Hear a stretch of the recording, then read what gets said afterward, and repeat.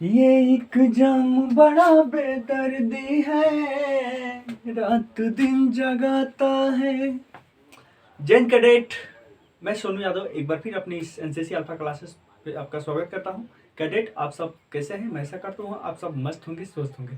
Cadet, आज की classes में हम सामाजिक जागरूकता यानी सोशल अवेयरनेस पढ़ने वाले हैं, जिससे कि NCC A certificate, B certificate और सी सर्टिफिकेट में अच्छे अंक और अच्छे प्रश्न पूछे जाते हैं। तो कैडेट, आज हम इसको अच्छे और सुव्यवस्थित तरीके से पढ़ने का काम करेंगे।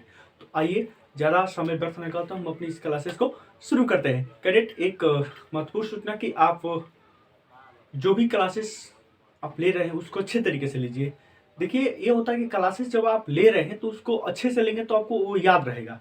ठीक है, तो आप लिखने की कोशिश ज़्यादा ना, उसको समझने की कोशिश करिए। ठीक है, तो ऐसे करिए और आपके एग्जाम की मेरी शुभकामना है, आप अच्छे से उत्तीर्ण होंगे, यही मेरी कामना है। चलिए अपनी क्लास को शुरू करते हैं। तो आज का हमारा पहला इसमें प्रश्न ये उठता है कि सामाजिक जागरूकता यानी सामाजिक जागरूकता है क्या? ठीक है, या समाज सेवा भी होता है इसमें। ठीक है, तो इसमें पहला प्रश्न आपसे ये पूछता है कि समाज सेवा से आप क्या समझते हैं? पहला प्रश्न, समाज सेवा से आप क्या समझते हैं? ठीक है, यही है कि समाज सेवा से आप क्या समझते हैं, या ये भी पूछ सकता है कि समाज सेवा की परिभाषा दीजिए। क्या करिए, समाज सेवा की परिभाषा दीजिए। ठीक है, तो इसकी परिभाषा लिखिए। चलिए लिखिए इसकी परिभाषा। समाज के भलाई के लिए, समाज के भलाई के लिए निस्वार्थ भाव से, समाज के भलाई के लिए निस्वार्थ भाव से की गई सेवा ही समाज सेवा कहलाती है। क्या कहलाती है? समाज सेवा कहलाती है। समाज के हित में या समाज के भलाई में निस्वार्थ भाव से की गई सेवा ही क्या कहलाती है? समाज सेवा कहलाती है। ठीक है, अगला क्वेश्चन देखते हैं। अगला क्वेश्चन है हमारा, एनसीसी में समाज सेवा का, एनसीसी में समाज सेवा का क्या उद्देश्य है? क्या उद्देश्य है? या ये भी पूछ सकता है कि एनसीसी में जो समाज सेवा होता है, जो जागरूकता रैली करते हैं, जो भी उसका उद्देश्य क्या होता है। ठीक है, तो इसमें आप ये क्वेश्चन 6 अंकों में पूछे जाते हैं एनसीसी की परीक्षा में। ठीक है, तो आप इसको लिखिए, पहला इसमें पॉइंट डालिए। पहला पॉइंट, कैडेट को श्रम का अभ्यास कराना। कैडेट को मेहनत की गरिमा बताना। ये भी हो सकता है, कैडेट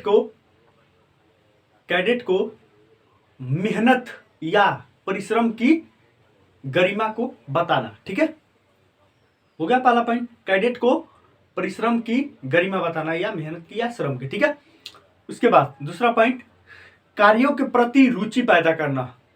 कार्यों के प्रति रुचि पैदा करना। अगला पॉइंट, निस्वार्थ सेवा की भावना का विकास करना। निस्वार्थ सेवा की भावना का विकास करना। निस्वार्थ सेवा की भावना का विकास करना। ठीक है, चौथा पॉइंट है टीम भावना का विकास करना। टीम भावना का विकास करना। हो गया। पांचवा पॉइंट है एकजुट होकर कार्य करने की प्रेरणा देना। एकजुट होकर मतलब कोई भी कार्य हो तो इसमें एनसीसी में एकजुट होकर के कार्य को किया जाता है। तो इससे क्या कैडेटों को ये प्रेरणा मिलती है कि हम कितना भी बड़ा कार्य हो उसको हम मिल के आपस में कर सकते हैं। ठीक है, यानी एकजुट होकर कार्य करने की प्रेरणा देना। अगला पॉइंट है अपने समय वस्तु का सदुपयोग करना सिखाना।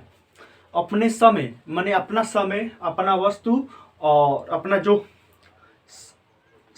जो भी सामान या संसाधन है उसका सदुपयोग करना सिखाना। ठीक है, हो गया। तो इस तरह से ये क्वेश्चन पूर्ण होता है। अब हम तीसरे क्वेश्चन पे नजर डालते हैं। ठीक है, तो तीसरा क्वेश्चन हमारा ये है कि सामाजिक बुराइयां क्या है? सामाजिक बुराइयां क्या है। ठीक है, ये क्वेश्चन बी और सी सर्टिफिकेट के 2021 एग्जाम में पूछा गया था। ठीक है, तो पूछा गया था सामाजिक बुराइयां क्या है। इस पे एक छोटा सा मतलब ये प्रश्न इसमें पूछा था कि सामाजिक बुराइयां क्या है, एनसीसी के बी और सी सर्टिफिकेट 2021 के एग्जाम में पूछा गया था। ठीक है, इस पे एक छोटा सा लेख लिखे, उसमें ऐसे प्रश्न है क्या कि सामाजिक बुराइयां क्या है, इस पर एक छोटा लेख लिखे, ठीक है, इस पे छोटा एक क्या करे, लेख लिखे। तो चलिए इसमें लिखते हैं पहला पॉइंट हम। देखिए कोई भी क्वेश्चन है तो आप उसको अगर समझने की कोशिश करेंगे ना तो आपको पूर्णतः समझ में आ जाएगा, उसको याद करने की या उसको लिखने की आवश्यकता नहीं है। ठीक है, फिर भी हम अपनी एक सुविधा के लिए लिखते हैं कि भाई जब हम कोई वस्तु भूल जाते हैं तो हमें बाद में वो देख लेते हैं। ठीक है, तो इसमें पहला पॉइंट ये है समाज में मतलब बुराइयां क्या क्या होती है। ठीक है, उसी को इसमें लिखना है। पहला पॉइंट है यह समाज में व्याप्त बुराई का, यह समाज में व्याप्त बुराई है। यह समाज में क्या है, पहला पॉइंट, यह समाज में व्याप्त बुराई है। अगला पॉइंट, जैसे में अब दूसरे पॉइंट पर हम लिखेंगे कन्या भ्रूण हत्या, ये भी सामाजिक बुराई है। तीसरा पॉइंट दहेज प्रथा, ये भी सामाजिक बुराई है। चौथा बाल श्रम, ये भी सामाजिक बुराई है। पांचवा बाल शोषण, ये भी आपका सामाजिक बुराई है। हो गया। अगला पॉइंट बाल विवाह, ये भी सामाजिक बुराई है। इस तरह से हम क्या करेंगे, पहला पॉइंट, दूसरा पॉइंट, तीसरा पॉइंट, चौथा पॉइंट, ऐसे ऐसे करके हम लिख देंगे। ठीक है, उसके बाद एक दूसरे को नीचा दिखाना, ये भी सामाजिक बुराई है। समझ में आ रहा है, एक दूसरे को नीचा दिखाना ये भी क्या है, सामाजिक बुराई है। ठीक है, अगला पॉइंट समाज के लिए अनुचित कार्य करना, ये भी सामाजिक बुराई है।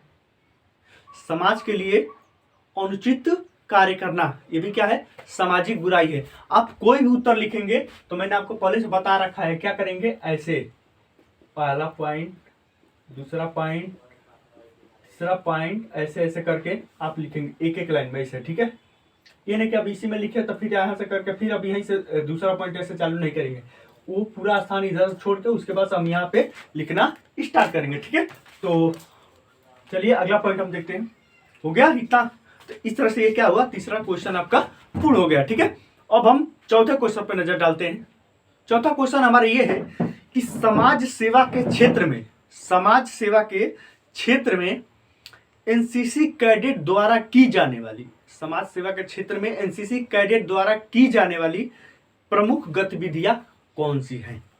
मतलब जो समाज सेवा होता है उस क्षेत्र में एक एनसीसी कैडेट क्या क्या गतिविधियां करते हैं या क्या क्या समाज हित में करते हैं, तो उसी को हमको इसमें लिखना है। तो उसमें क्या क्या हो सकता है आपके, जैसे नशा मुक्ति अभियान हो जाएगा, वृक्षारोपण हो जाएगा, इस तरह से सारे पॉइंट हो जाएंगे। ठीक है, तो उसको हम पहले हम प्रश्न को लिख लेते हैं।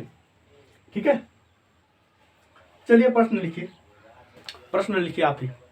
समाज सेवा के क्षेत्र में एनसीसी कैडेट द्वारा की जाने वाली, समाज सेवा के क्षेत्र में, चलिए मैं ही लिख देता हूं, समाज सेवा के क्षेत्र में एनसीसी कैडेट द्वारा की जाने वाली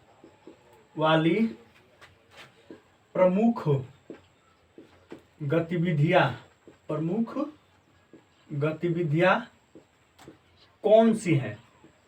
कौन सी हैं, ये 10 अंकों में पूछता है। ठीक है, कितने अंकों में, 10 अंकों में क्वेश्चन पूछता है। और ये क्वेश्चन एनसीसी के सी सर्टिफिकेट में 2022 में आया था।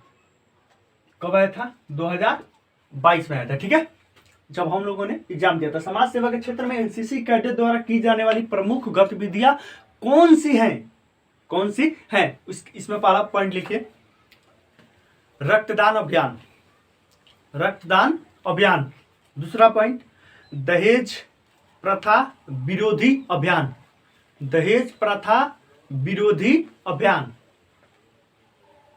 हो गया। तीसरा पॉइंट लिखिए वृक्षारोपण अभियान। वृक्षारोपण अभियान। हो गया 3 पॉइंट। चौथा पॉइंट लिखिए नेत्रदान अभियान। नेत्रदान अभियान हो गया। आपदा में प्रशासन की सहायता करना। आपदा में प्रशासन की सहायता करना हो गया। नशा मुक्ति अभियान। नशा मुक्ति अभियान हो गया। 6 पॉइंट हो गया। तो इस तरह से हम क्या कर सकते हैं, इसमें इतना पॉइंट हम लिख सकते हैं। अगर 10 अंक में भी पूछा है तो हम 6-7 पॉइंट लिखेंगे तो हमको पूरा का पूरा अंक मिल जाएगा। ठीक है, उसमें 1-2 लाइन हम क्या करेंगे, बढ़ा के नीचे लिख देंगे कि ऐसे ये होता है। और इसमें मुख्य रूप से कैडेट जागरूकता रैली निकालते हैं। जो भी होगा इसमें आप लिख देंगे तो आपको नंबर मिल जाएंगे। ठीक है, तो चलिए हम चौथे क्वेश्चन पे नजर डालते हैं। सॉरी, चौथा क्वेश्चन तो हमने यहाँ पे कर लिया, 5वें क्वेश्चन पे नजर डालते हैं।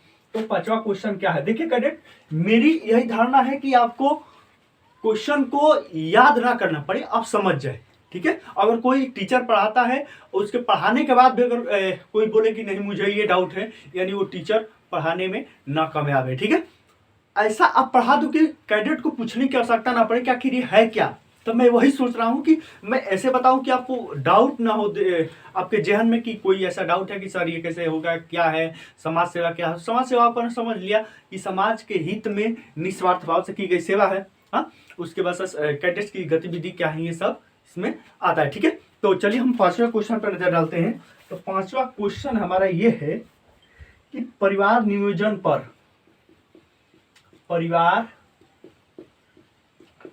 परिवार नियोजन पर एक छोटा लेख लिखे। छोटा लेख लिखे। ठीक है, ये 6 अंकों में पूछता है। परिवार नियोजन पर एक छोटा लेख लिखे, यानी परिवार नियोजन क्या है। परिवार नियोजन क्या है, तो परिवार नियोजन पुरुष और महिला में नसबंदी से संबंधित एक योजना है। और इसमें क्या किया जाता है, मतलब जो बच्चा पैदा हो जाए, जो प्रजनन होता है, इसमें क्या उस पर रोक लगाया जाता है या उसको मतलब रोका जाता है। ठीक है, उसकी नसों की बंदी करके। ठीक है, तो इसमें पहला पॉइंट आप लिखिए, यह नसबंदी पुरुष महिला योजना है। क्या है, यह नसबंदी पुरुष महिला योजना है। ठीक है, अगला पॉइंट, बच्चों के जन्म के बीच अंतराल रखा जाता है। इसमें क्या किया जाता है, बच्चों के जन्म के बीच अंतराल रखा जाता है। दूसरा पॉइंट हो गया, बच्चों के जन्म के बीच अंतराल रखा जाता है। इसमें गर्भ निरोधक दवा का सेवन किया जाता है। इसमें गर्भ निरोधक दवा का सेवन किया जाता है। अब ये जरूरी नहीं है कि इसमें गर्भ निरोधक दवा का सेवन होगा। वो कभी होता था कि अवांछित, मतलब बिना मन के, चाहे मन चाहे या अनचाहे में ऐसे संबंध हो जाता है, जिससे कि मतलब क्या वो गर्भ धारण कर लेता है। तो उसमें क्या करते हैं वो लोग, गर्भ निरोधक दवा का सेवन करते हैं। ठीक है, हो गया, इसमें गर्भ निरोधक दवा का सेवन किया जाता है। चौथा पॉइंट है इसमें सुरक्षात्मक यौन संबंध निरोध का प्रयोग करके। सुरक्षात्मक यौन संबंध में निरोध का प्रयोग किया जाता है। ठीक है, 5वां है छोटा परिवार खुशी परिवार का लक्ष्य लेकर। छोटा परिवार खुशी परिवार का लक्ष्य लेकर। समझ गया ये क्या है, परिवार नियोजन एक ऐसी योजना है कि इसमें क्या होता है, कोई भी परिवार है तो उसको ये बतलाया जाता है कि आप छोटा परिवार रखिए और सुखी रहिए। ठीक है, उसके बाद से आप जब भी अपने साथी के साथ संबंध बना रहे तो आप उसमें क्या करिए, सुरक्षात्मक जो भी यंत्र है या जो भी वस्तु है उसका आप प्रयोग करिए। और बिना अनचाहे जब भी आप उनसे संबंध बना तो आप क्या करिए, उसमें सुरक्षा का ध्यान रखें। ठीक है, इस तरह से इसमें ये चीजें सम्मिलित होती हैं। ठीक है, तो अगला क्वेश्चन हमारे सामने ये है कि समाज सेवा के विभिन्न प्रकार क्या हैं। समाज सेवा के विभिन्न प्रकार क्या हैं कैडेट, ये प्रश्न एनसीसी के बी सर्टिफिकेट 2019 में पूछा गया था। और उसमें इन्होंने ये पूछा था कि समाज सेवा के विभिन्न प्रकार क्या हैं। समाज सेवा के विभिन्न प्रकार क्या हैं। 6 नंबर क्वेश्चन है, समाज सेवा के विभिन्न प्रकार क्या हैं। ठीक है, थोड़ी हमारी जो लिखनी है थोड़ा अच्छी नहीं है, फिर भी आप कंटेंट पर ध्यान दीजिए और देखिए कि मैं क्या पढ़ा रहा हूँ। ठीक है, समाज सेवा का विभिन्न प्रकार क्या है। इसमें पहला है रोजगार का विकास, रोजगार का विकास। दूसरा पॉइंट लिखिए शिक्षा व्यवस्था सुधारना। ये क्या है, समाज सेवा का प्रकार है। हम उसमें रोजगार का विकास करेंगे, शिक्षा की व्यवस्था करेंगे, खेल क्षेत्र का विकास करेंगे, उसके बाद से सामाजिक सहायता करेंगे, परिवार कल्याण से संबंधित मतलब परिवार कल्याण संबंधित हम क्या करेंगे, योजनाएं चलाएंगे। ठीक है, इस तरह से होता है। तो पहला हो गया रोजगार का विकास हो गया, दूसरा शिक्षा का सुधार या उसका विकास करना। ठीक है, ये भी क्या है, सामाजिक सेवा है। ठीक है, या समाज सेवा है।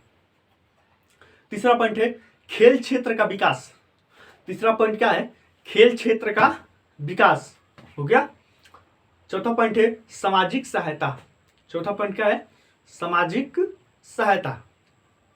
पांचवा प्रश्न है परिवार कल्याण, परिवार कल्याण योजना, परिवार कल्याण योजना।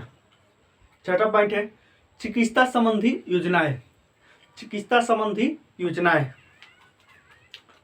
हो गया। सातवां पॉइंट आवास तथा पुनर्वास का विकास करना, आवास तथा पुनर्वास का व्यवस्था करना या विकास करना। ठीक है कैडेट, आप इस क्वेश्चन को एक बार अच्छे से समझ लीजिए कि समाज सेवा के विभिन्न प्रकार क्या है। तो हमसे ये पूछ रहा है कि समाज सेवा के विभिन्न प्रकार क्या है। समाज सेवा के विभिन्न प्रकार का मतलब ये होता है कि आखिर हम समाज सेवा किस किस प्रकार से कर सकते हैं, किस किस क्षेत्रों में कर सकते हैं। तो हम क्या कर सकते हैं, चिकित्सा के क्षेत्र में अपना सहयोग दे सकते हैं, उसके बाद से हम खेल के क्षेत्र में दे सकते हैं, उसके बाद से शिक्षा के क्षेत्र में दे सकते हैं, आवास चाहे जो गरीब तबके के लोग उनकी हम क्या कर सकते हैं, सहायता दे करके समाज सेवा कर सकते हैं। ठीक है, तो इस तरह से क्वेश्चन पूरा होता है। उसके बाद हम चलते हैं अपने 7 नंबर क्वेश्चन पे। तो क्वेश्चन हमसे ये पूछ रहा है कि एड्स पर संक्षिप्त लेख लिखिए। सबसे महत्वपूर्ण पक्का है कि ये क्वेश्चन छपेगा। एड्स पर संक्षिप्त लेख लिखिए। एड्स पर संक्षिप्त लेख लिखिए। ठीक है, ये कोई फेरी वाला आया है, बेच रहा है, अपना थोड़ा सा डमरू बजा रहा है। ठीक है, तो एड्स पर संक्षिप्त लेख लिखिए। एक क्वेश्चन आपसे 8 अंकों में पूछता है कि एड्स पर संक्षिप्त लेख लिखिए। ठीक है, तो इस पे लिखिए पहला पॉइंट, एड्स आखिर है क्या। एड्स एक यौन संबंधी रोग है जो कि असुरक्षित सहवास के दौरान होता है। ठीक है, पहला पॉइंट इसमें, यह एक जानलेवा बीमारी है। यह क्या है, यह एक जानलेवा बीमारी है। ठीक है, उसके बाद से अगला पॉइंट है यह शरीर के गुप्तांग द्वारा होती है। यह शरीर के गुप्तांग द्वारा होती है। गुप्तांग का मतलब क्या होगा, गुप्तांग, गुप्तांग मतलब मेल और फीमेल का जो संबंधी अंग होता है, जो नाजुक अंग होता है वही होता है। ठीक है, गुप्तांग बोलते हैं उसको। हो गया। उसके बाद तीसरा है असुरक्षित यौन, इसका असुरक्षित यौन संबंध इसका मुख्य कारण है। असुरक्षित यौन संबंध, यौन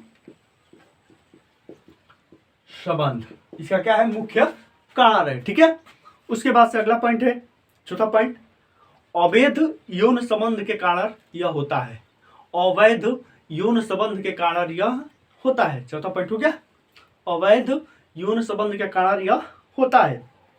पांचवा है सुई में नई सिरिंज के प्रयोग ना करने से होता है। जैसे अस्पताल में चाहे जब जहां भी मतलब चिकित्सा होता है वहां पे क्या करते हैं, एक ही सुई से ज्यादा मरीजों को सुई देने से भी ये हो सकता है। ठीक है, अगर किसी के पास ये है और उसमें हम सुई का इस्तेमाल किए फिर वही सुई हम दूसरे में करेंगे तो क्या होगा, उससे वो संक्रमण हो जाएगा, वो फैल जाएगा, प्रसारित हो जाएगा। ठीक है, उसके बाद से यह शरीर की प्रतिरक्षा तंत्र को कमजोर कर देता है। यह शरीर की प्रतिरक्षा तंत्र को कमजोर कर देता है। यह शरीर की प्रतिरक्षा तंत्र को कमजोर कर देता है। ठीक है, उसके बाद से इसका पूरा नाम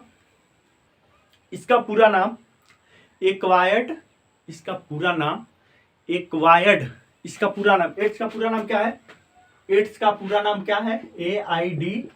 AIDS। इसका पूरा नाम एक्वायर्ड इम्यूनो डिफिशियंसी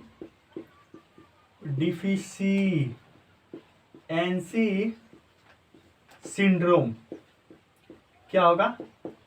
सिंड्रोम। ठीक है, इसका पूरा नाम एक्वायर्ड इम्यूनो डिफिशियंसी सिंड्रोम है। क्या नाम है?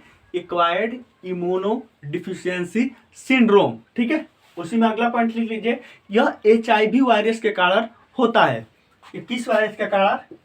HIV, ह्यूमन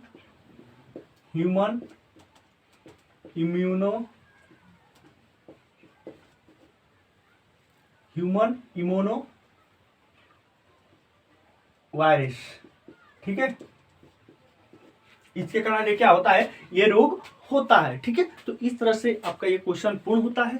फिर हम अगले क्वेश्चन पे नजर रखते हैं। तो अगला क्वेश्चन हमारे सामने ये है कि एड्स से बचाव का उपाय क्या है? 8 नंबर क्वेश्चन है, एड्स से बचाव का उपाय क्या है? एड्स से बचाव का उपाय क्या है? मतलब हम एड्स से कैसे बच सकते हैं। तो अभी मैंने आपको पिछले क्वेश्चन में लिखवाया कि ऐसे आप नहीं कर, अभी संबंध नहीं बनाना चाहिए किसी के पास, अनजान व्यक्ति से मतलब अपना संबंध नहीं रखना चाहिए। उसके बाद से अगर हम कहीं पे दाढ़ी बना रहे हैं तो वहाँ पर हम क्या कर सकते हैं, वहाँ पर नई ब्लेड का, वहाँ पर नई पत्ती का प्रयोग करना चाहिए। ठीक है, इस तरह से होता है। उसके बाद से हमेशा अनचाहे अब जब भी संबंध बना तो उसमें क्या करिए, आप निरोध का इस्तेमाल करिए। ये सब होता है, इससे बचने के ये उपाय है। तो इसमें पहला पॉइंट आप लिखिए। पहला पॉइंट है अवैध व्यक्ति से संबंध ना बनाए। पहला पॉइंट, अवैध व्यक्ति से संबंध ना बनाए। हो गया। अगला पॉइंट है हमेशा दाढ़ी बनाते समय नए ब्लेड का प्रयोग करें। हमेशा दाढ़ी बनाते समय नए ब्लेड का प्रयोग करें। हो गया, हमेशा दाढ़ी बनाते समय नए ब्लेड का प्रयोग करें। तीसरा पॉइंट, बिना जांच कराए खून ना चढ़ाए। बिना जांच किए या बिना जांच कराए किसी व्यक्ति का खून अपने में ना ले या उसको ना चढ़ाए। ठीक है। चौथा पॉइंट है सहवास या उसको फिजिकल रिलेशन में क्या करे, निरोध का इस्तेमाल करे। सहवास में निरोध का इस्तेमाल करे। हो गया। अस्पताल में नई सिरिंज का इस्तेमाल करें। अस्पताल में नई सिरिंज का इस्तेमाल करें। ठीक है, तो आप इसको एक बार समझ लीजिए क्या क्या नहीं कर, अवैध संबंध नहीं बनाना चाहिए। उसके बाद से हमें किसी अनजान व्यक्ति के साथ से मतलब उसके फिजिकल रिलेशन नहीं बनाना चाहिए। उसके बाद से हमें क्या करना नहीं चाहिए, हमेशा निरोध का इस्तेमाल करना जब भी आप संबंध बना रहे हैं। उसके बाद से हमें जब भी हम दाढ़ी बना रहे हैं या कहीं भी सैलून में बनवा रहे हैं तो वहाँ पे हम क्या करना चाहिए, उनको बोलना चाहिए कि आप नए ब्लेड का इस्तेमाल करिए। उसके बाद से हमें क्या करना चाहिए, हमें सुरक्षित तरीके से और अपने साथी से क्या करना चाहिए, सहवास करना चाहिए, चाहे जो भी कुछ करना चाहिए। ठीक है, तो इस तरह से हम इससे क्या कर सकते हैं, बच सकते हैं और अस्पताल में नई सिरिंज का इस्तेमाल करें। ये सब परिस्थितियां हैं कि इसे हम क्या कर सकते हैं, बच सकते हैं। तो ठीक है, चलते हैं हम अगले क्वेश्चन पे कि 9th नंबर हमारे सामने क्वेश्चन ये है कि एनजीओ से आप क्या समझते हैं। एनजीओ से आप क्या समझते हैं बताइए। चलिए पर हम क्वेश्चन लिखते हैं, तब तक आप सोचिए। एनजीओ से आप क्या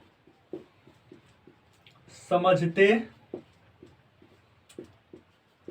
एनजीओ से आप क्या समझते हैं, समाज सेवा में इसका क्या योगदान है। समाज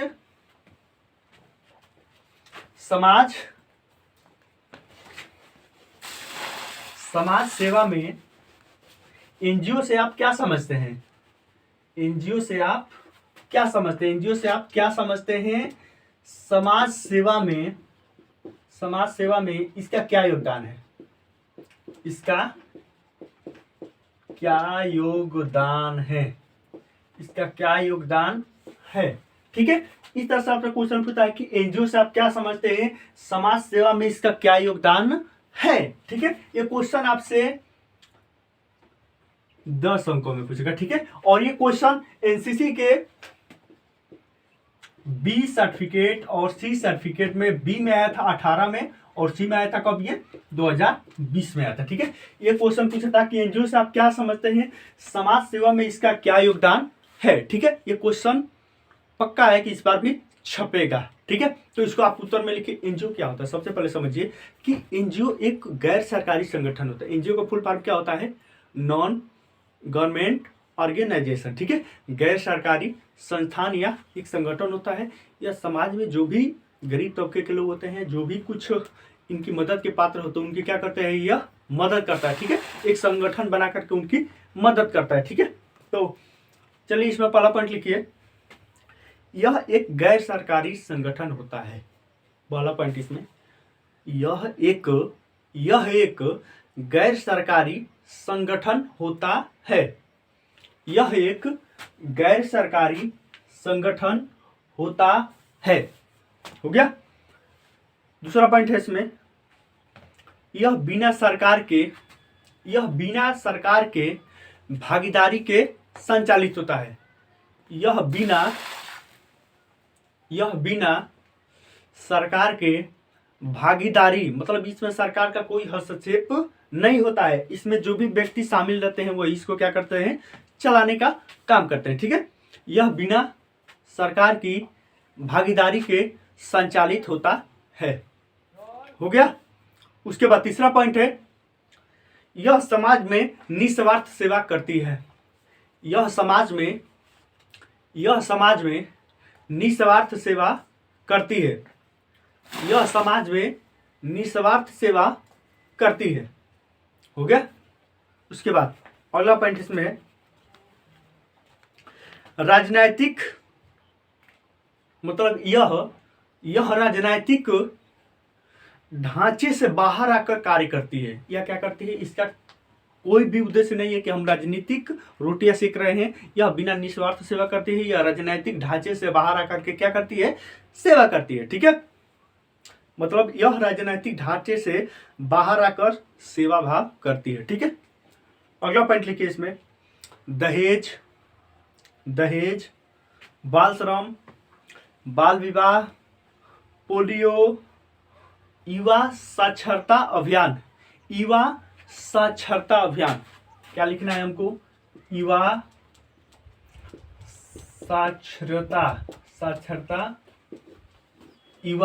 साक्षरता अभियान पर बल देती है।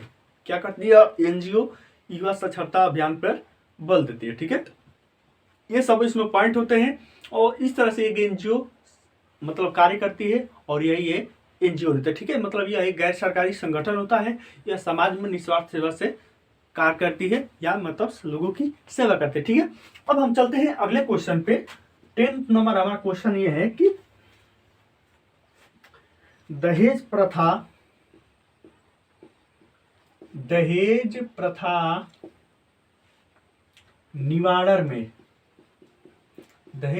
निवारण में एनसीसी कैडेट का क्या योगदान है, क्या योगदान करते हैं। या ये भी हो सकता है कि दहेज प्रथा निवारण में एनसीसी कैडेट क्या योगदान करते हैं। ठीक है, या दहेज प्रथा में एनसीसी कैडेट का क्या योगदान रहता है। ठीक है, वहां पे ये भी आ सकता है कि क्या योगदान रहता है। ठीक है, मतलब अनेक तरह से एक ही क्वेश्चन को लोग लिखते हैं। तो मैं ये कर रहा हूं कि आप इसको समझ जाइए कि इसमें क्या योगदान होता है। तो चलिए इसमें आप उसमें पहला पॉइंट लिखिए। ठीक है, समाज में पहला पॉइंट, समाज में इसके विरुद्ध जागरूकता रैली निकालते हैं। समाज में इसके विरुद्ध जागरूकता रैली निकालते हैं। हो गया, समाज में इसके विरुद्ध जागरूकता रैली निकालते हैं। हो गया। उसके बाद इस पर नुक्कड़ नाटक के माध्यम से, इस पर नुक्कड़ नाटक के माध्यम से इसका दुष्प्रभाव दिखाते हैं। इस पर नुक्कड़ नाटक के माध्यम से क्या करते हैं, इसका दुष्प्रभाव दिखाते हैं। जैसे कि आपने अपने बटालियन में चाहे अपने कॉलेज में कभी एनसीसी में नाटक के दौरान देखा होगा कि मतलब कुछ कैडेट होते हैं, कोई पत्नी बनता है, कोई पति बनता है, कोई सास बनता है, कोई ससुर बनता है, कोई देवर देवरानी जेठानी जो भी होता है, फलाना चिलाना जो भी होता है बनते हैं, और उसमें क्या करते हैं, दर्शाते हैं कि मतलब दहेज प्रथा के लिए उस औरत को प्रताड़ित करते हैं और उसका प्रभाव दिखाते हैं। ठीक है, हो गया।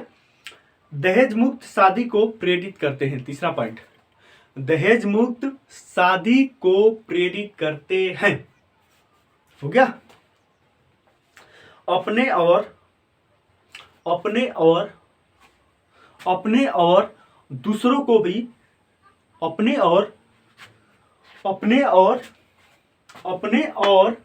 दूसरों को भी दहेज विहीन शादी करने के लिए प्रेरित करते हैं, हो गया। बेटियों को शिक्षा देने के लिए प्रेरित करते हैं। ठीक है, शिक्षा अभियान चला करके क्या बेटियों को अगर पढ़ाएंगे तो क्या होगा, दहेज प्रथा का थोड़ा कम हो जाएगा। ठीक है, ये बातें हैं।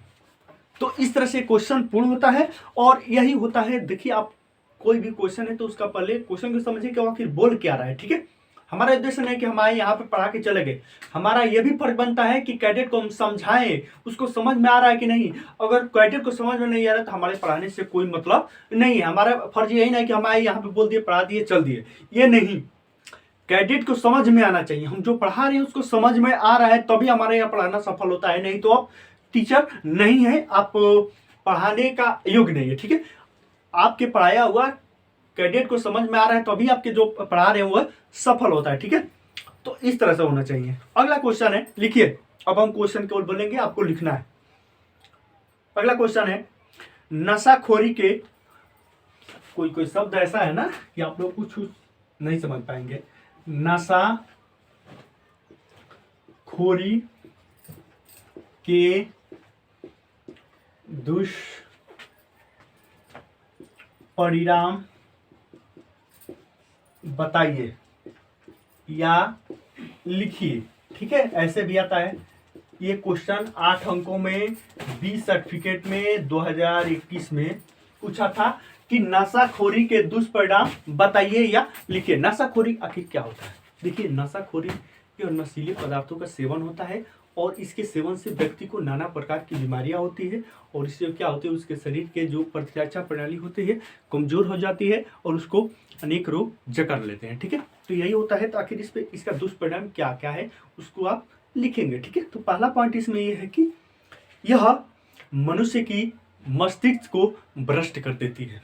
पहला सबसे बड़ा कारण, जो भी व्यक्ति नशा करते हैं उनका जो मस्तिष्क होता है वो क्या होता है, भ्रष्ट हो जाता है, उनकी चेतना शक्ति क्षीण हो जाती है, कमजोर हो जाती है। ठीक है, यह मनुष्य की चेतना शक्ति को कमजोर कर देती है।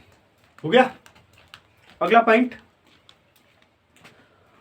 वह अपनी हानि खुद पहुंचाने पर उतारू हो जाता है। दूसरा पॉइंट इसमें है, वह अपनी हानि खुद पहुंचाने पर उतारू हो जाता है। हो गया। अगला पॉइंट, अपने परिवार का वह ख्याल नहीं रख पाता है। तीसरा पॉइंट है, वह अपने परिवार का ख्याल नहीं रख पाता है। वह अपने परिवार का क्या नहीं रख पाता है, ख्याल नहीं रख पाता है। ठीक है, उसके बाद से बिना वजह वह किसी से उलझ जाता है। चौथा पॉइंट है, बिना वजह माने बिना कारण के, बिना किसी झगड़े के भी वह किसी से क्या कर सकता है, उलझ सकता है या वह उलझ जाता है। जैसा कि आप अपने आसपास, अपने आस पड़ोस में देखते होते, आपको देखने को मिलता भी है। ठीक है, उसके बाद से अपने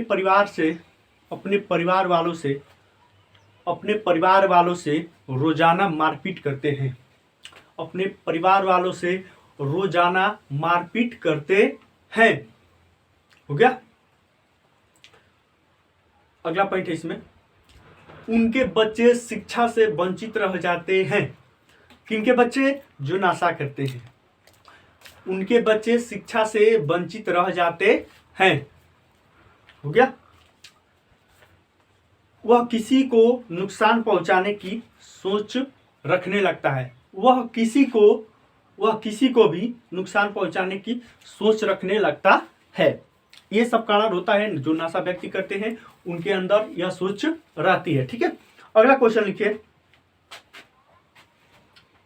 12 नंबर क्वेश्चन है, नशीली दवाओं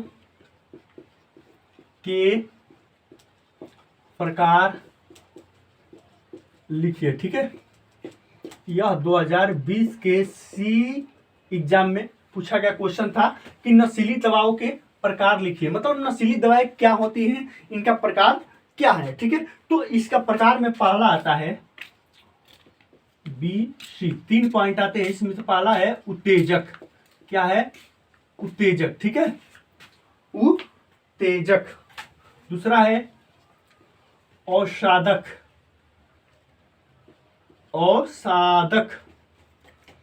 सी नंबर है भ्रांतिजनक,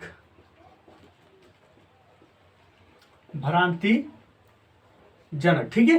ये क्या होते हैं, नशीली दवाओं के प्रकार होते हैं। ठीक है, ये क्या होते हैं, नशीली दवाओं के प्रकार होते हैं। पहला में उत्तेजक, दूसरा में अवसाधक, तीसरा में भ्रांतिजनक। ठीक है, तीसरा में क्या होता है, भ्रांतिजनक। अब हम इसमें ये देखेंगे कि किस प्रकार में कौन कौन सी नशाएं आती है। तो चलिए हम एक बार देख लेते हैं इसको। उत्तेजक में आता है आपका हीरोइन, बहुत मशहूर है। कैफीन, निकोटीन, क्या होता है, निकोटीन। ये क्या होते हैं, उत्तेजक, मतलब ये जो नशा है यह क्या करती है, व्यक्ति के अंदर उत्तेजना पैदा करती है। यह क्या, कोई भी कार्य करने के लिए उतारू हो जाता है। ठीक है, उसके बाद से अवसाधक में आता है आपका शराब, शराब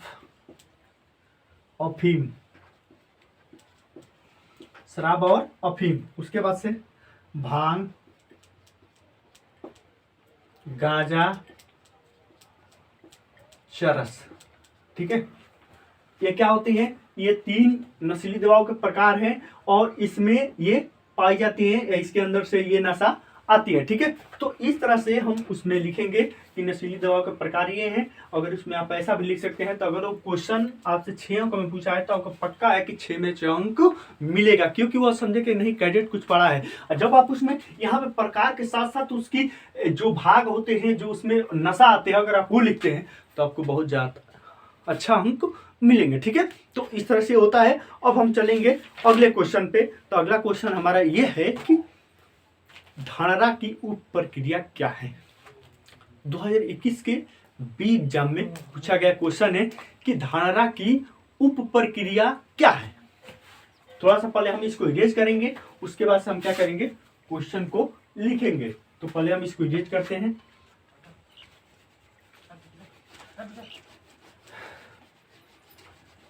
सुबह से लेकर शाम तक, शाम से लेकर रात तक क्या करो, पढ़ो। क्या करो, पढ़ो। नहीं तो क्या करो, दिल से ड्रिल करो, दिल से ड्रिल करो। ठीक है, दिल से क्या करो, ड्रिल करो। तो इसमें प्रश्न है कि धारणा की उप प्रक्रिया क्या है। तो धारणा क्या होता है, किसी व्यक्ति के अंदर किसी के प्रति सोचने की जो धारणा होती है। जैसे कोई बोलता है तुम्हारी धारणा गलत है, यार तुम कैसा सोचते हो, हाँ कोई ऐसा बोल देता है ना, तो यही होता है धारणा। ठीक है, तो धारणा की उप प्रक्रिया क्या है। 13 नंबर क्वेश्चन है कि धारणा की उप प्रक्रिया क्या है, क्या है। ये 5 अंकों में क्वेश्चन पूछता है। तो इसमें आप लिखेंगे पहला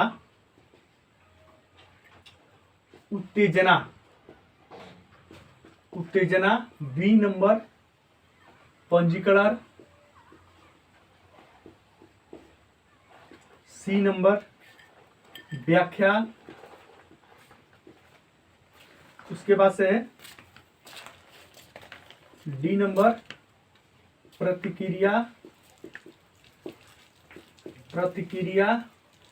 ई नंबर है यहाँ पे आपका परिणाम।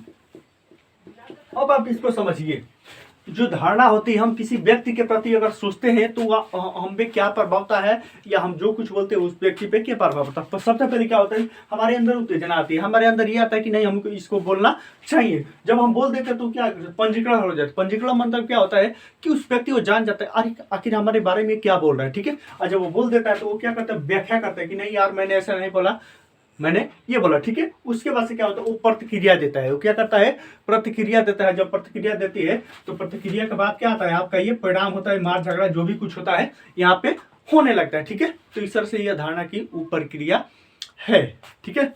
अब अगला क्वेश्चन हम देखते हैं, सबसे महत्वपूर्ण क्वेश्चन, रक्तदान से क्या लाभ है। एनसीसी के 20 सर्टिफिकेट 2021-2022 में भी पूछा गया क्वेश्चन है कि रक्तदान से क्या लाभ है, ठीक है। तो इसको आप लिखिए पहले, थोड़ा सा हम इसको इरेज बाद में करेंगे, ठीक है। रक्तदान से क्या लाभ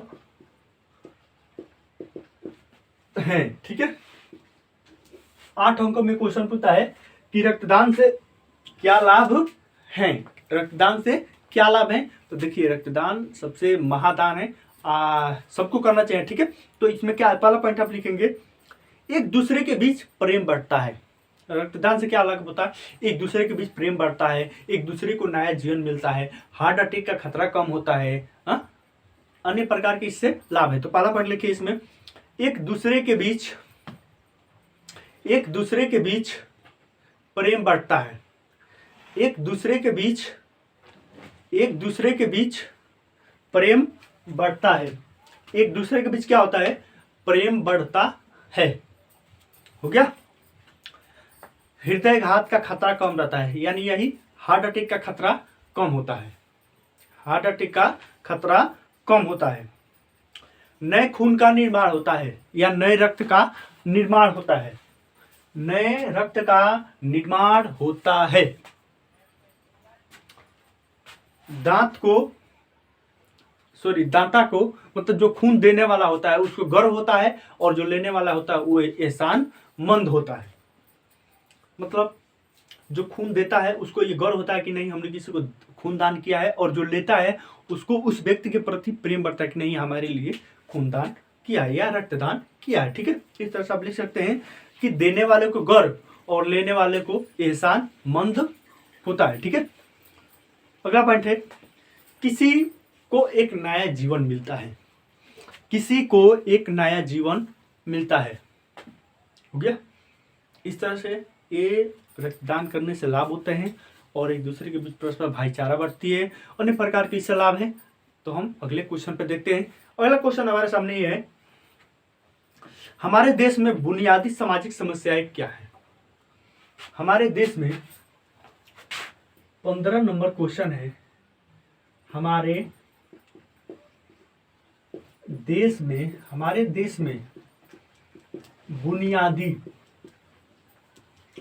बुनियादी सामाजिक समस्याएं क्या है। तो आप इसको अच्छे से पहले समझेंगे कि आखिर बुनियादी समस्याएं क्या होती है, बुनियादी समस्याएं क्या होती है। तो जब आप इसको अच्छे से समझ जाएंगे तो क्या कर लेंगे, आप इसको अच्छे से लिख लेंगे, ठीक है। तो पहले थोड़ा सा हम इसको इरेज कर लें, उसके बाद से हम यहाँ पे लिखेंगे, ठीक है। देखिए पूछा है कि हमारे देश में बुनियादी सामाजिक समस्याएं क्या है।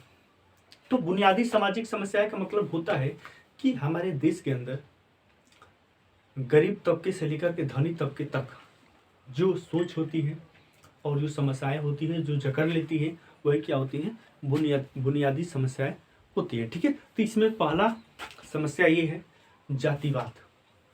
क्या है, जातिवाद। लिखिए पहला पॉइंट, जातिवाद। दहेज प्रथा, दूसरा पॉइंट दहेज प्रथा। तीसरा पॉइंट लिंग भेद का मतलब क्या होता है, बेटा बेटी का फर्क, हाँ, पुत्र पुत्री का फर्क, ये सब होता है, ठीक है। उसके बाद से जनसंख्या, जनसंख्या हो गया, जनसंख्या। शिक्षा का स्तर कम होना, शिक्षा का स्तर कम होना, शिक्षा का स्तर क्या होना, कम होना। असामाजिक समानता, असामाजिक असमानता, असामाजिक असामाजिक असामाजिक असमानता, ठीक है। ये क्या होती है, बुनियादी समस्याएं होती है, ठीक है, बुनियादी सामाजिक समस्याएं होती है। उसके बाद से धार्मिक भेदभाव, धार्मिक भेदभाव हो गया। जल्दी जल्दी लिखिए, टाइम ज्यादा हो रहा है और वीडियो भी लंबी हो रही है, ठीक है। उसके बाद राजनैतिक, राजनैतिक लड़ाइयाँ, राजनैतिक लड़ाइयाँ, ठीक है। इस तरह से इस क्वेश्चन का ये उत्तर पूरा होता है। अब हम देखेंगे अगले क्वेश्चन को, ठीक है। तो हमारे सामने अब आ रहा है क्वेश्चन नंबर 16। 16 नंबर क्वेश्चन हमसे ये पूछ रहा है कि भारतीय ग्रामीण विकास पर संक्षिप्त लेख लिखिए। भारतीय ग्रामीण विकास क्या होता है? भारत सरकार द्वारा भारतीय नागरिकों के हित में जो योजनाएं चलाई जाती है वही क्या होता है, भारतीय ग्रामीण विकास कार्यक्रम या सेवाएं होते हैं, ठीक है, जो गांव के अंदर संचालित होते हैं, ठीक है। तो क्वेश्चन ये है कि भारतीय ग्रामीण विकास पर संक्षिप्त लेख लिखिए। संक्षिप्त लेख, या उसमें कभी कभी ज्यादा लिखता है, संक्षिप्त नोट लिखिए, संक्षिप्त नोट लिखिए, ठीक है। ये देखिए महत्वपूर्ण बात इसमें है कि भारतीय ग्रामीण विकास पर संक्षिप्त नोट लिखिए। नोट, और वहां पर कैसे समझने नोट क्या होता है, फिर बगल से पूछता है नोट क्या होता है भाई, नोट क्या होता है अमन, नोट क्या होता है आदिल, ऐसे करके सब पूछने लगते हैं। नोट क्या होता है शिवा, ऐसे करके सब पूछने लगते हैं, ठीक है। ये हमारे फ्रेंड से उस टाइम जो थे, इन लोगों से एग्जाम में आसपास बैठे हुए थे, ठीक है। तो इस तरह से ये बातें आती है। तो आप उसमें क्या लिखेंगे, पहला पॉइंट लिखिए, भारतीय ग्रामीण विकास पर संक्षिप्त नोट लिखिए। इसमें पहला पॉइंट ये है, यह सरकार द्वारा जनहित में जारी होता है। यह सरकार द्वारा जनहित में जारी होता है। जन मतलब क्या, आदमी, हित मतलब उसके भलाई में क्या होता है, जारी होता है, मतलब इसको निकाला जाता है। यह सरकार द्वारा जनहित में जारी होता है, हो गया। जैसे में दूसरा पॉइंट है इसमें, सड़क निर्माण, शिक्षा प्रसार, तीसरा पॉइंट शिक्षा प्रसार, चौथा पॉइंट जल व विद्युत विकास, जल व विद्युत विकास, पांचवा पॉइंट, जल्दी जल्दी लिखिए, टाइम नहीं है अब, जल व विद्युत विकास, पांचवा पॉइंट लघु उद्योग व कृषि उत्पाद, लघु उद्योग व कृषि उत्पाद को बढ़ावा, छठा पॉइंट है आजीविका का विकास, आजीविका का विकास, हो गया, आजीविका का विकास हो गया। तो इस तरह से सरकार द्वारा कुछ योजनाएं चलाई जाती हैं, तो वही क्या होते हैं, ग्रामीण विकास कार्यक्रम होता है, या मतलब क्या होता है, उस पे कार्यक्रम होते हैं, उन पे लेख होते हैं, तो उसके ऊपर हमको लिखना होता है, ठीक है। तो यही पूछता है कि भारतीय ग्रामीण विकास पर एक संक्षिप्त नोट लिखे कि भारत गांव के लोगों के विकास के लिए क्या क्या करता है, ठीक है। तो ये सब बातें करता है, ठीक है। तो चलिए अगला क्वेश्चन हम देखते हैं। अब हमने सामने है 17 नंबर क्वेश्चन कि आतंकवाद, आतंकवाद के लिए जिम्मेदार, जिम्मेदार पहलू कौन कौन कौन से हैं, आतंकवाद के लिए जिम्मेदार पहलू कौन कौन से हैं, ठीक है। तो ये आतंकवाद के लिए जिम्मेदार पहलू कौन कौन से हैं, इसके ऊपर हम नज़र रखेंगे। उसके पहले थोड़ा सा कुछ आराम कर ले, पेन रखिए और आराम करिए और समझिए मैं क्या बोल रहा हूँ। देखिए, आतंकवाद आज हमारे भारत ही नहीं अपितु अन्य देशों में भी अपने पैर पसार चुका है। और ये खास तौर से जब होता है जब कोई व्यक्ति उच्च महत्वाकांक्षाएं रखता है, उच्च इच्छा रखता है और उस इच्छा की पूर्ति नहीं होती है तो उसके बाद क्या करता है, वह गलत रास्ते पकड़ लेता है और गलत रास्ते पकड़ने के कारण वह इन सब गतिविधियों में लिप्त हो जाता है और इसके कारण वह एक आतंकवादी का रूप पकड़ लेता है। ठीक है, और वह अपने ही राष्ट्र की हानि पहुंचाने पे उतारू हो जाता है, अपंग हो जाता है। ठीक है, तो ये सब होता है। चलिए पेन उठाइए और लिखिए। पहला पॉइंट, समाज व सरकार के प्रति गुस्सा। समाज व सरकार के प्रति गुस्सा पहला कारण है, समाज व सरकार के प्रति गुस्सा। दूसरा पॉइंट, धार्मिक कट्टरपंथी होना। धार्मिक कट्टरपंथी होना, धार्मिक कट्टरपंथी होना। तीसरा पॉइंट, राजनैतिक साजिश। राजनैतिक साजिश तीसरा पॉइंट हो गया, राजनैतिक साजिश। चौथा पॉइंट है शिक्षा का अभाव, सबसे बड़ा कारण है। लेकिन ये कारण तो है नहीं, शिक्षा है फिर भी उसके अंदर की जो महत्वाकांक्षा है पूरी नहीं हो पा रही, तो क्या वही शिक्षा उसको शस्त्र पकड़ा दे रही है। वही शिक्षा उसको क्या कर रही है, शस्त्र पकड़ा दे रही है, जिसके चलते वह क्या इन सब गतिविधियों में लिप्त हो जा रहा है। अगला पॉइंट है इसमें, उच्च इच्छा का पूरा ना होना। जो उसकी उच्च इच्छा है, जो उस व्यक्ति की उच्च इच्छा है, जब वो पूरी नहीं होती है तो क्या करता है, वह गलत रास्ता पकड़ लेता है। तो इसमें लिखे 5वां पॉइंट कि उच्च इच्छा पूरा ना होना, जो उसकी उच्च इच्छा है वो पूरी ना होना। उसके बाद से है सामाजिक परिवेश का सही ना होना। सामाजिक परिवेश का सही न होना, सामाजिक परिवेश का सही ना होना। पड़ोसी देशों में गुप्तचरों का होना। पड़ोसी देशों में गुप्तचरों का होना। गुप्तचरों का मतलब क्या होता है, गुप्तचरों का मतलब ये होता है कि उससे वो आपके राष्ट्र के अंदर अपना खौफ बैठा लेते हैं, अपना पैठ बैठा लेते हैं और यहाँ के जो व्यक्ति होते हैं उनकी आगोश में आ जाते हैं और गतिवादी संलिप्तता में लिप्त हो जाते हैं। ठीक है, इस तरह से वो क्या करते हैं, आतंकवादी गतिविधियों में चले जाते हैं। अब आता है आपका अगला क्वेश्चन कि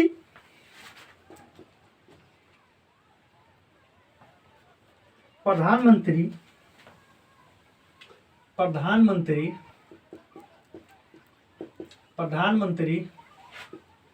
जनधन योजना पर एक लेख लिखिए, एक लेख लिखिए। ठीक है, ये क्वेश्चन 2022 के सी एग्जाम में पूछा गया था। क्या हुआ था, प्रधानमंत्री जनधन योजना पे एक लेख लिखिए या एक संक्षिप्त नोट लिखिए। तो ये कभी भी हर साल आता है, कभी कभी प्रधानमंत्री उस जनधन योजना आ जाता है, कभी प्रधानमंत्री उज्ज्वला योजना आ जाता है, उसके बाद से कभी सड़क सुरक्षा बीमा जो भी योजनाएं आ जाती हैं, उसके बाद जीवन ज्योति बीमा योजना आ जाती है, कभी कभी वो आपका मनरेगा योजना पे आ जाता है कि आखिर मनरेगा है क्या, इसका फुल फॉर्म लिखिए, कब शुरू हुआ, क्या है, इसके बारे में लिखना होता है। तो हमने महत्वपूर्ण देखते हुए इसको लिखा है, प्रधानमंत्री जनधन योजना पर एक संक्षिप्त लेख लिखिए। इसमें पहला पॉइंट लिखिए, यह 28 अगस्त 2014 को पीएम मोदी ने, यह 28 अगस्त 2014 को पीएम मोदी के द्वारा शुरू किया गया। यह 28 अगस्त 2014 को पीएम मोदी के द्वारा शुरू किया गया। कब शुरू हुआ, 28 अगस्त 2014 को किसके द्वारा, पीएम मोदी के द्वारा शुरू हुआ। अगला पॉइंट लिखिए इसमें, इसके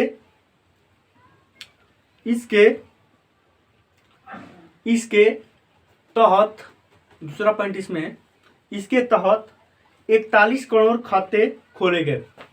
इसके तहत कितने करोड़ खाते खोले गए, 41 करोड़ खाते क्या किए गए, खोले गए। ठीक है, अगला पॉइंट, तीसरा पॉइंट लिखिए इसमें, खाता धारक को 30,000 का जीवन बीमा कराया गया। खाता धारक को मतलब जिस व्यक्ति ने इसमें खाता खुलवाया उसको क्या किया गया, 30,000 का बीमा, जीवन बीमा उसका कराया गया है, उसको किया गया है। ठीक है, चौथा पॉइंट इसमें 1 लाख का अचानक मृत्यु पर 1 लाख का बीमा अचानक मृत्यु पर किया गया। 1 लाख का अचानक मृत्यु पर क्या किया गया, बीमा किया गया कि अगर कोई खाता धारक है वो व्यक्ति मर जाता है या किसी कारणवश उसकी मृत्यु हो जाती है तो उसको क्या मिलेगा, 1 लाख का बीमा मिलेगा। ठीक है, उसके बाद से अगला पॉइंट है, इसमें एक रुपे नामक, किस नामक, रुपे नामक डेबिट कार्ड भी जारी किया गया। किसने जारी किया, प्रधानमंत्री नरेंद्र मोदी ने किस नामक, रुपे नामक, ठीक है, रुपे नामक एक डेबिट कार्ड जारी किया। इस तरह से यह क्वेश्चन पूरा होता है। उसके बाद से बस 2 क्वेश्चन और हैं, आप इतना लिख लेंगे। उसके बाद से आपका पूरा 37 अंक पक्का है, किसी क्लास से फंसेगा और आपको फिर किसी दूसरे वीडियो को देखने की आवश्यकता नहीं है। मैं चाहता हूं एक वीडियो में आप वो पूरा पाठ अच्छे से पढ़ लें। ठीक है, तो चलिए अगला क्वेश्चन हम देखते हैं। 19 नंबर क्वेश्चन है, समाज सेवा की बुनियाद क्या है। समाज सेवा की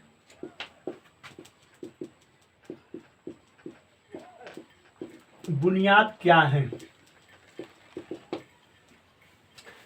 तुम मिले दिल खिले और जीने को क्या चाहिए। लिखिए, समाज सेवा की बुनियाद क्या है। पहला पॉइंट इसमें व्यक्तिगत सामाजिक कार्य।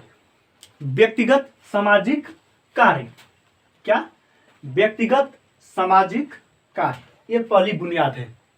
कोई व्यक्ति समाज सेवा करता है तो व्यक्तिगत सामाजिक कार्य करता है, वो के लिए सामाजिक कार्य करता है। ठीक है, दूसरा सामूहिक सामाजिक कार्य। सामूहिक सामाजिक कार्य, सामूहिक सामाजिक कार्य। अगर कोई व्यक्ति सामाजिक कार्य करता है तो क्या करता है, कुछ लोगों के ग्रुप्स बना लेते हैं, कुछ लोगों के सदस्यों को इकट्ठा कर लेते हैं और तब जा करके वो कोई सामाजिक कार्य करते हैं, तो क्या हुआ, सामूहिक सामाजिक कार्य हो जाएगा। ठीक है, उसके बाद से एक होता है सामुदायिक सामाजिक कार्य। सामुदायिक मतलब किसी जाति विशेष को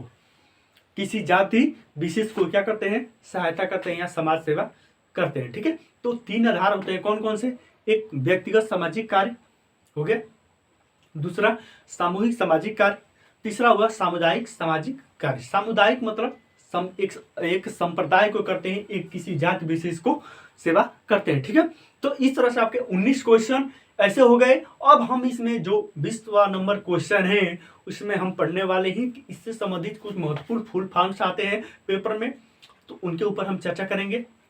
तो थोड़ा सा पहले हम इसको रीड कर ले और ऐसा ही आपको अच्छे तरीके से समझ में। पक्का मैं चैलेंज देता हूं, क्या अगर आप इस क्लास को अच्छे तरीके से लेते हैं तो पक्का आप अच्छे ग्रेड से उत्तीर्ण होंगे, यह मेरा 100% चैलेंज है। ठीक है, तो इसमें है थोड़ा सा हम इसको पहले रीड कर ले, उसके बाद से हम जो फुल फॉर्म से संबंधित है उसको हम लिखेंगे। ठीक है, तब तक आप पानी पी कर आइए।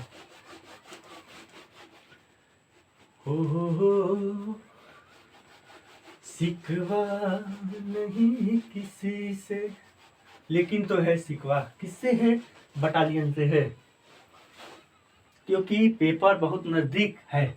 ठीक है, 20 नंबर क्वेश्चन ये है, 20 नंबर क्वेश्चन महत्वपूर्ण फुल फॉर्म्स, महत्वपूर्ण फुल फॉर्म्स। ठीक है, इससे संबंधित, किससे संबंधित, सामाजिक जागरूकता पाठ से संबंधित कुछ महत्वपूर्ण फुल फॉर्म्स है, वो आपको लिखने के लिए आता है। तो पहला है इसमें PMJDY, यानी क्या होगा इसका फुल फॉर्म, प्रधानमंत्री जन धन योजना। प्रधानमंत्री जन धन योजना कब शुरू हुआ? तो आपका ये 28 अगस्त 2014 को प्रधानमंत्री नरेंद्र मोदी के द्वारा शुरू किया गया। ठीक है, उसके बाद से अगला है IAY। IAY का मतलब इंदिरा आवास योजना। इंदिरा आवास योजना। ठीक है, उसके बाद से MNREGA MGNREGA।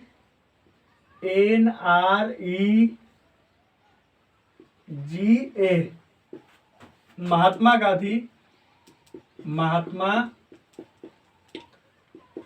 Gandhi national rural employment guarantee act. ठीक है, M से महात्मा, G से गांधी, N से नेशनल। ठीक है, MGNREGA।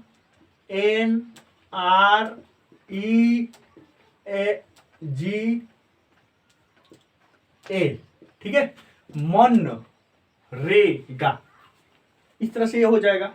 हाँ, उसके बाद से अगला है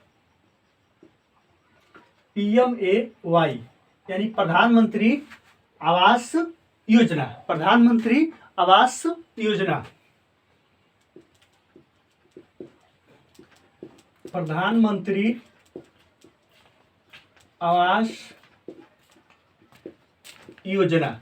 ठीक है, उसके बाद से अगला है APY अटल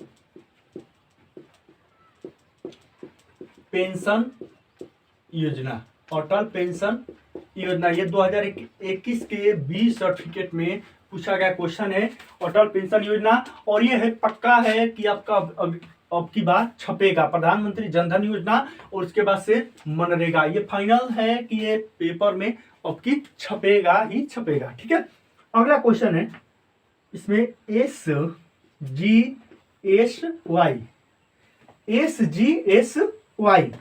इसका पूरा क्या होगा? स्वर्ण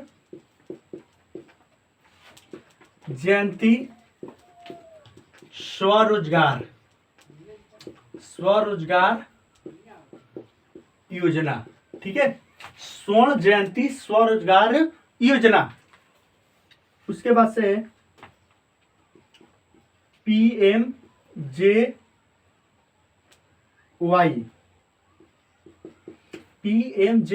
यानी प्रधानमंत्री जन आरोग्य योजना। जन आरोग्य योजना। ठीक है, अगला क्वेश्चन है PMJJBY यानी प्रधानमंत्री जीवन ज्योति बीमा योजना। प्रधानमंत्री जीवन ज्योति बीमा योजना ये 2021 के C सर्टिफिकेट में पूछा गया क्वेश्चन है कि प्रधानमंत्री, यहां पर लिखिए प्रधानमंत्री जीवन ज्योति बीमा योजना। प्रधानमंत्री जीवन ज्योति बीमा योजना। ठीक है, उसके बाद से अगला क्वेश्चन है PMSBY यानी प्रधानमंत्री सुरक्षा बीमा योजना। ठीक है, उसके बाद से HIV ह्यूमन इम्यूनो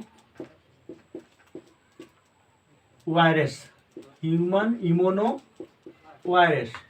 उसके बाद से एड्स, इसका क्या हो जाएगा? एक्वायर्ड इम्यूनो डिफिशियंसी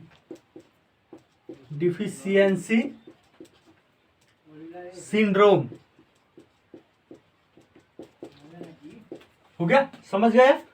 PMJDY प्रधानमंत्री जनधन योजना। ठीक है, तो अब यहाँ पे आता है एड्स, एक्वायर्ड इम्यूनोडिफिशियंसी सिंड्रोम, जैसा कि मैंने आपको अभी पीछे पढ़ाया, ठीक है।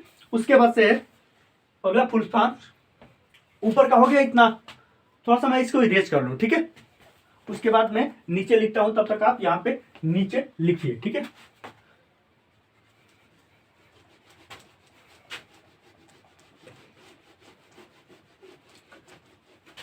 हम तुझसे बिछड़ कर साँझे दिन रात तड़पते हैं। हो गया है ना इतना। अब मैं लिखता हूं आगे, ठीक है। अगला है इसमें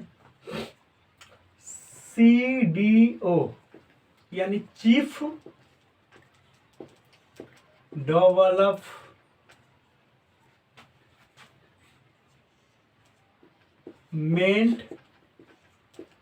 ऑफिसर, ठीक है। उसके बाद DFO डिस्ट्रिक्ट फॉरेस्ट ऑफिसर, ठीक है। उसके बाद से DM डिस्ट्रिक्ट मजिस्ट्रेट, ठीक है। जी जब छोड़ जी आधा शॉर्ट ट्रेट मजिस्ट्रेट, ठीक है। इस तरह से हो गया। उसके बाद से आपका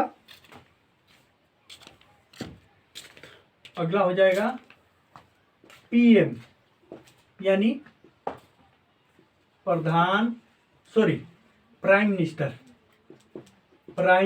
मिनिस्टर, ठीक है, प्राइम मिनिस्टर। उसके बाद से CM चीफ मिनिस्टर, ठीक है। इस तरह से करके इतने फुल फॉर्म पूछे जाते हैं। इस तरह से आपका ये पार्ट समाप्त हुआ, सामाजिक जागरूकता पार्ट, ठीक है। आपका 37 अंक पक्का है। तो कैडेट बहुत समय लगता है एक क्लासेस को बनाने में और इसको पढ़ाने में, तो कैडेट आपका भी फर्ज बनता है कि आप इसको अच्छे से पढ़िए और अन्य कैडेट तक भी इसको शेयर करिए। तो आज की क्लासेस आपको कैसी लगी आप कमेंट में बताइएगा, और ऐसे ऐसे करके आप इसको अच्छे से पढ़िए और साथ ही अपने साथियों को भी शेयर करिए, जिससे कि हमें भी अगली कक्षा में पढ़ाने का, इसको बताने का साहस मिले। कैडेट आपका यह कमेंट और आपका यह सहयोग मुझे अगली कक्षा पढ़ाने का साहस देता है। तो कैडेट ऐसे ही हमसे जुड़ के पढ़ते रहिए, और मुझे आशा है आप अच्छे से जुड़ के पढ़ते रहेंगे और आप अपने आने वाले एग्जाम में अच्छे से उत्तीर्ण होंगे। तब तक फिर मिलेंगे किसी नए वीडियो में। तब तक के लिए जय हिंद, वंदे मातरम, भारत माता की जय।